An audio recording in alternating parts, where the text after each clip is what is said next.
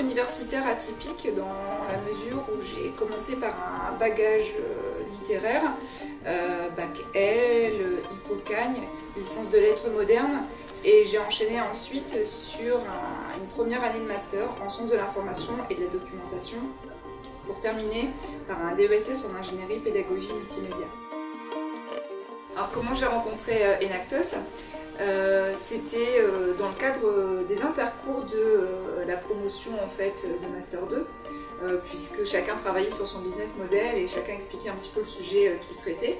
Et il s'est avéré que dans la promotion, il y avait une membre d'Enactus Lille qui m'a mise en relation avec Enactus Hauts-de-France. Enactus m'a permis en fait, dans les moments de doute, de me redonner vraiment l'impulsion nécessaire pour continuer. Parce que c'est vrai, quand on est entrepreneur social, on a tendance à avoir l'immensité des tâches à accomplir pour atteindre l'objectif qu'on vise. On a tendance à oublier tout ce qu'on a déjà réalisé. Et d'avoir été accompagnée par Enactus, ça m'a permis vraiment de faire des temps de pause, d'arrêt un peu sur image, de prendre du recul sur ce que j'avais déjà réalisé pour redonner l'impulsion nécessaire pour continuer. Et le deuxième apport d'Enactus, c'est le réseau, parce que c'est quand même un gros potentiel de mise en relation. Et ça m'a permis de compléter mes compétences sur certains sujets que je maîtrisais moins bien. Ouais, d'accord, c'est noté. Ouais, 9h c'est bon, ça marche. Bon, bah je te dis à vendredi, il n'y a pas de souci. Salut. L'association Athéna vise à permettre aux personnes en situation de handicap de concevoir, en tout cas de participer à la conception de leur lieu de vie et d'offrir aux aidants familiaux des solutions de répit, tout en dynamisant les zones rurales, en créant des interactions pour générer du lien social et de l'activité économique.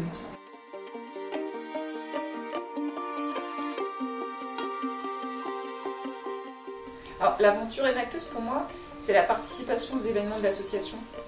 Il y en a tout au long de l'année. Et ces événements permettent en fait de rencontrer d'autres entrepreneurs sociaux, de découvrir d'autres projets qui sont source d'inspiration, de rencontrer également des partenaires qui peuvent contribuer à notre projet. Et ces événements sont organisés en fait dans des endroits souvent différents, tous plus sympas les uns que les autres, où on se retrouve à la fin de l'événement autour d'un verre et où on peut discuter de manière informelle. Et on ressort toujours de ces moments avec la banane jusque-là, une énergie de dingue. Et voilà, rien que pour ça, moi je dis l'accompagnement Enactus, il faut vraiment le vivre.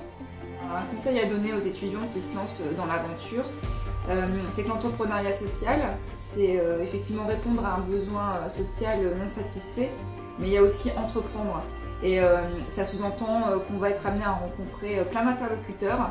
Et parmi ces interlocuteurs, tous ne seront pas toujours bienveillants, dans le sens où ils peuvent avoir un regard hyper critique sur le projet. Et je pense que c'est vraiment important de s'entourer de bonnes énergies, d'énergies positives qui croient au projet, parce que c'est pas toujours évident d'entendre ces critiques qui peuvent parfois venir nous questionner dans nos objectifs.